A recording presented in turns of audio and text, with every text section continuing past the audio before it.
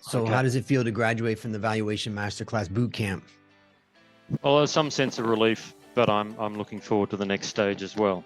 Early in my career, I led a number of very sizable valuations myself about 20 years ago.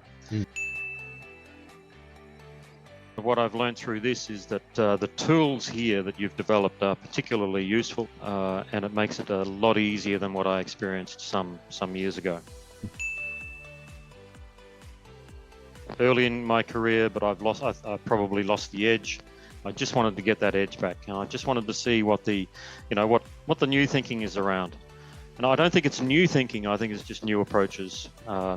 This is certainly more comprehensive than what I'd experienced in the past. I find this a lot more measured and somewhat scientific.